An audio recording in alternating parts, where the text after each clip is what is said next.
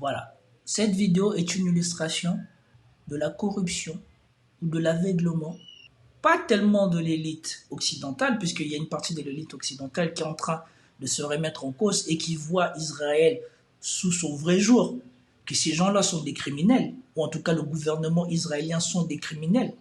Mais ici en France, on voit bien à quel point la France est corrompue et malade à cause de ses accointances avec Israël. Regardez cette séquence, regardez à quel point le journaliste va se faire remettre à sa place par cet interlocuteur. Et regardez à quel point il essaye à tout prix de le déstabiliser et de lui faire oublier ses arguments qui vont faire mouche comme c'est pas permis. Mais pardon, Maxime, la Cour pénale internationale, qui est d'ailleurs reconnue par assez peu de pays dans le monde, hein, juste 161, c'est tout. Mais l'Algérie, par exemple. Voilà. Écoutez les mensonges de ce journaliste. Qui déjà, rien que là, on voit déjà à quel point il est corrompu. Au moins, ou à quel point il est débile. Mais bon, la chance en France, c'est que quand tu appartiens au bon milieu, tu n'as pas besoin d'être intelligent. Tu peux passer à la télé, dire n'importe quoi. On n'offrira pas aux gens l'opportunité de venir te contredire. Ou alors, on va choisir les gens qu'on va laisser venir te contredire et qui seront après obligés de jouer le jeu et de ne pas montrer à quel point tu es idiot ou idiote. Là, il vient de dire que la Cour pénale internationale est reconnue par très peu de pays. Nous avons à peu près moins de 200 pays dans le monde. Si je me souviens bien, à la dernière lecture, nous en avons, je crois, 195 ou 192. 197 pays dans le monde. Et nous avons 193 pays dans l'ONU. 124 pays officiellement sont dans le traité de Rome qui définit la Cour internationale. Donc si vous faites le ratio, on est à peu près à 2 pays sur 3. Parce que, ou on est proche de 2 pays sur 3. Il suffit de faire le ratio, c'est facile à calculer. Voilà. 64% des pays sont membres de la CPI. Donc ça fait plus de la moitié du monde et à peu près les 2 tiers du monde.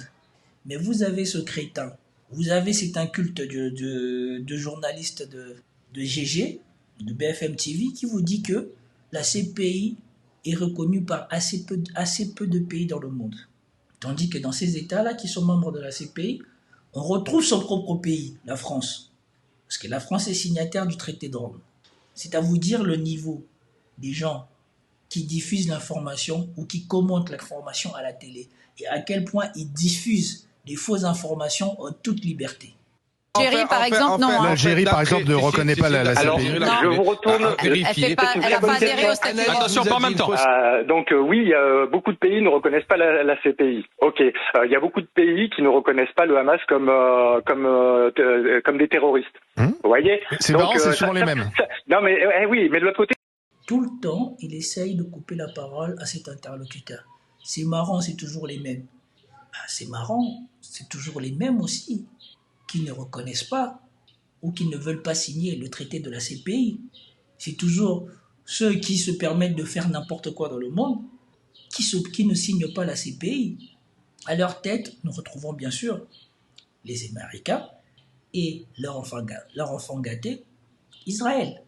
C'est souvent les mêmes aussi. Donc vous voyez, ça marche un petit peu des deux côtés. Maxime, donc, si vous pensez que la Chine, ça vaut les États-Unis, si une démocratie vaut une dictature, effectivement, on ne sera pas d'accord. C'est toujours ça, son argument. C'est toujours ça, son argument. Si vous pensez que la Chine, ça vaut les États-Unis, une dictature, ça vaut une démocratie, les événements du Covid ont montré que l'Occident, c'était une démocratie. Les gens ont-ils eu le droit d'exercer leur liberté de penser et leur liberté de choix pendant le Covid? Ce sont ces mêmes gens qui aujourd'hui se réclament de la démocratie, qui ont défendu les idées les plus autoritaires au monde, qui ont été appliquées en Occident.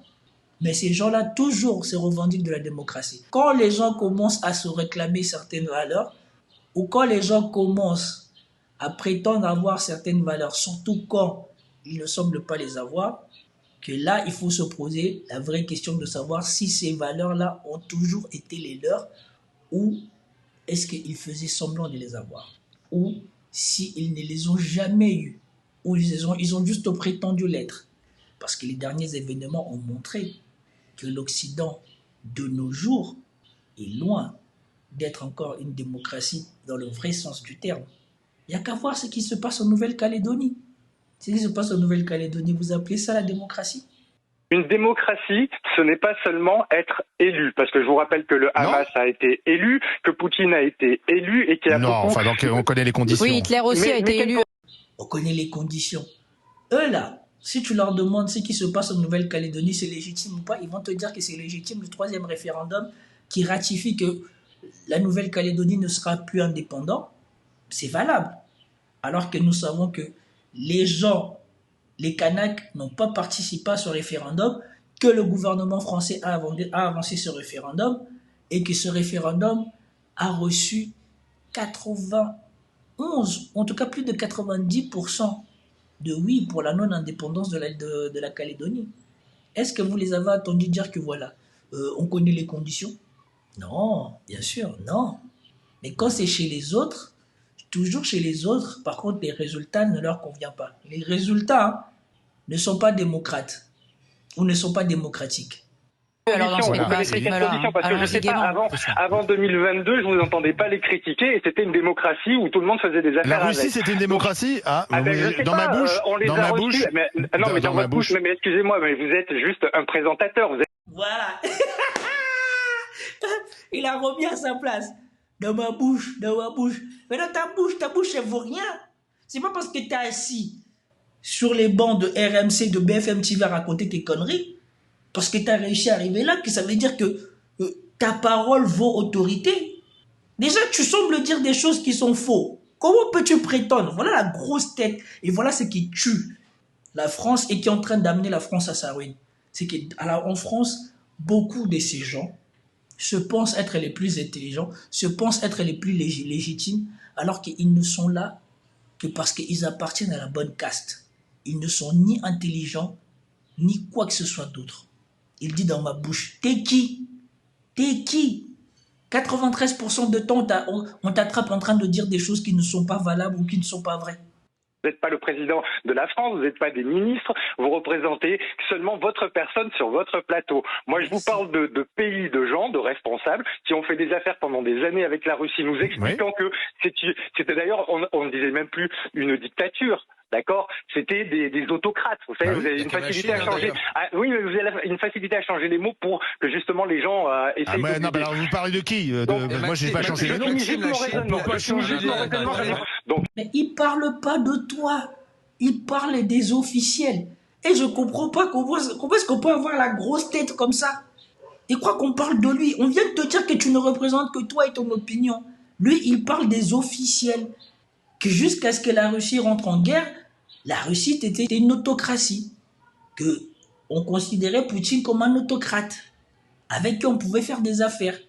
Or, si vous écoutez Jouyet, l'ex-directeur des renseignements généraux français ou de la DGSI français, en tout cas le monsieur là, il vous dit que Poutine, les Occidentaux ne comprennent pas que Poutine, c'est presque l'homme élu pour les Russes. Avant lui, la Russie, c'était des fusillades, la population civile ne pouvait plus respirer. Il a recadré la société, il a rétabli l'ordre, il a fait des choses que aucun président français n'a fait sur les 20 dernières années ou les 30 dernières années.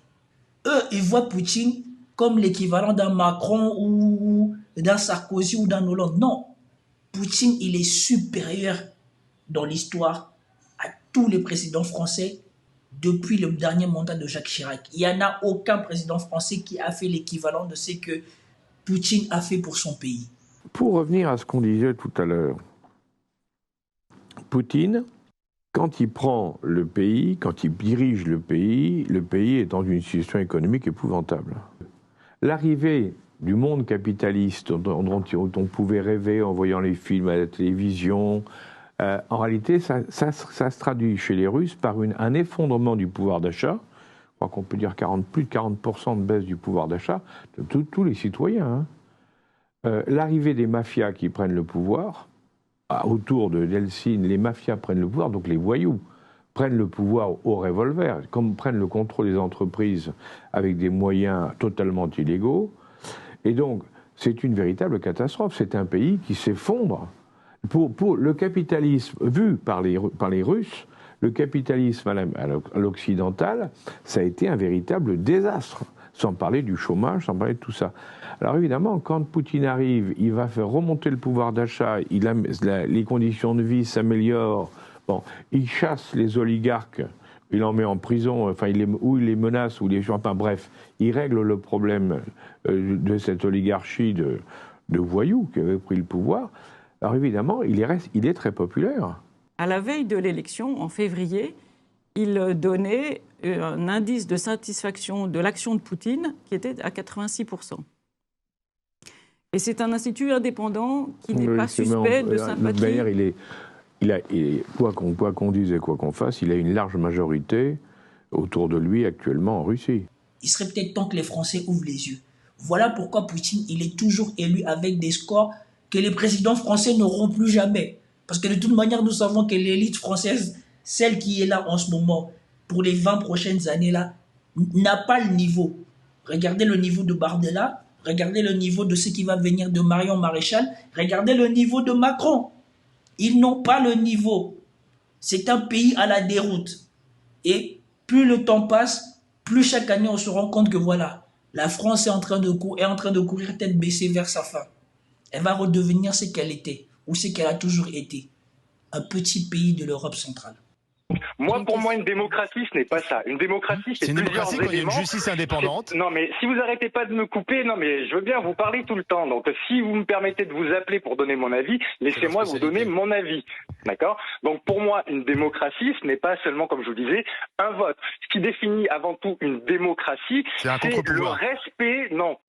Comment le mec, il est plus pertinent que lui? C'est à pleurer de rire. Quand tu penses que ce mec, il est payé pour faire ça, il ne fait que raconter des conneries.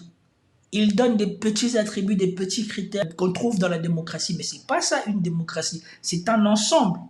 Et ça doit être un ensemble fonctionnel. Aujourd'hui, en France, nous ne sommes plus dans un pays, dans une démocratie au sens noble du terme. Nous sommes dans un pays légaliste. On est dans un régime légaliste. Ce qui compte, c'est ce qui est déjà écrit dans la loi. Comment elle est mise en pratique, le respect des coutumes, le respect de la pratique ne compte plus. C'est les résultats qui comptent. Macron, combien de fois il a été illégitimé dans les faits politiques? Mais à chaque fois, c'est quoi son argument? J'ai été élu pour 5 ans, je fais mes 5 ans. Voilà sa réponse. Il ne gouverne pas en fonction des faits politiques ou des faits de société. Il gouverne parce qu'il a été élu. Et le reste, ce n'est pas son problème. Et c'est ce que cet homme semble oublier. Et c'est exactement ce qui se passe en Nouvelle-Calédonie. Quand il est arrivé pour pacifier la Nouvelle-Calédonie, il a dit quoi? Pacifier les choses, ça ne veut pas dire revenir en arrière sur les résultats qui sont déjà acquis. Alors que nous savons que voilà, le 3e référendum, c'est une catastrophe de la Nouvelle-Calédonie. C'est beaucoup de choses. Il y a 2 ou 3 choses, mais je ne vais pas perdre du temps parce que vous me le laisserez pas. Mais la chose la plus importante, ça veut dire qu'elle respecte les lois internationales. Oui ou non? Mais vous êtes juriste? Oui ou non? Oui, mais... Jamais il ne répond aux questions. Il cherche toujours des problèmes. Tu n'as pas besoin d'être juriste pour constater ça. Si tu es quelqu'un d'aguerri qui suit la politique et qui suit les actualités depuis un moment, tu comprends bien que tout le monde est obligé de jouer le jeu au niveau des normes internationales pour que le pays soit respecté et soit reconnu de manière démocratique. En tout cas, si tu te réclames de la démocratie, c'est ce que tu dois faire. Mais vous êtes juriste? Oui, ok. Donc, vous êtes juriste? À partir de là... Non, mais vous êtes juriste? Mais j'ai pas besoin d'être... Mais regardez, il n'a pas arrêté de définir des choses, de dire que dans ma bouche, moi non, quoi que ce soit.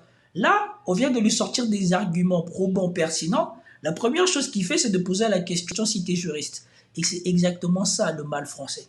Dans le mal français, on ne reconnaît pas l'intelligence. On reconnaît le diplôme. On reconnaît la formation. Pour eux, si tu n'as pas eu le papier qui dit que tu es ça en France, et c'est pour cela leurs enfants, et eux tous font des pieds et des mains, payent des prépas pour avoir le papier, parce qu'il n'y a que le papier qui définit l'intelligence pour eux. Quelqu'un ne peut pas être intelligent si il n'a pas le titre. Comme si quelqu'un d'intelligent qui a fini des études supérieures ne peut pas comprendre ça. il a besoin d'avoir un diplôme de juriste pour comprendre que si tu es un pays démocratique, tu dois jouer le jeu au niveau international. Juriste, excusez-moi, je suis un Français, je ne suis pas un Benet.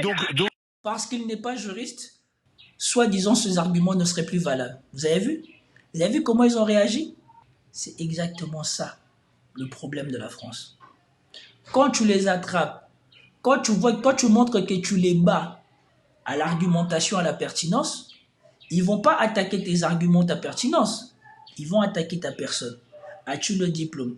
As-tu été validé? Es-tu un délinquant? As-tu été condamné? Toutes les choses qu'ils fermeront les yeux quand ça sera leur propre tour. Parce que eux, quand tu appartiens à la bonne élite, que tu sois condamné ou pas, c'est pas un problème. Quitter le diplôme ou pas, c'est pas un problème, tu appartiens à la bonne caste. Mais si tu n'appartiens pas à la bonne caste, il te faut le papier qui valide que ce que tu dis est pertinent. Non pas parce que tu es intelligent, mais parce qu'il faut d'abord le papier qui valide que ce que tu dis est pertinent. Il n'y a pas de raisonnement. Donc vous êtes capable de dire qu'Israël n'a pas respecté le droit international. J'ai appris à l'école ce qu'était une démocratie.